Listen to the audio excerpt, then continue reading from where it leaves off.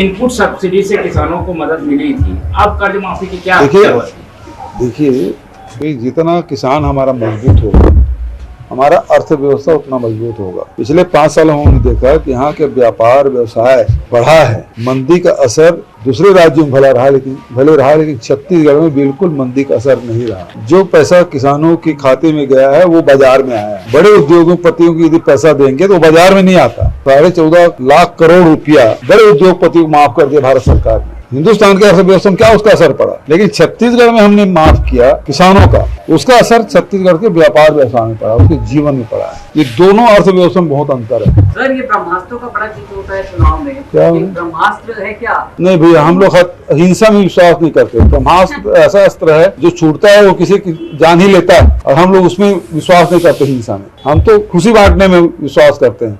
आज देखिए 26 लाख 26.5 लाख किसान के चेहरे में प्रसन्नता, पूरे परिवार में प्रसन्नता आ गई। किसान संगठन से भी मैसेजेस आ रहे हैं ना। हाँ, तो हम लोग हेलीकॉप्टर में थे, हम लोग क्या पता।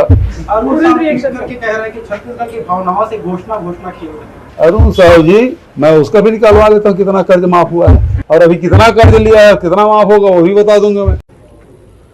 भूपेश जी को और भूपेश की सरकार को 5 साल हो गए, और अद्भुत ये सरकार है जो आज से 5 साल पहले कर्जा माफी के घोषणा के बाद सभी किसानों के कर्जे माफ करने का वादा करने के बाद सत्ता में आई थी। जनता के किसानों के आंख में धूल झोंककर 5 साल हुआ नहीं, अब किसान के ऊपर फिर से सैकड़ों करोड़ों का कर्ज आ गया।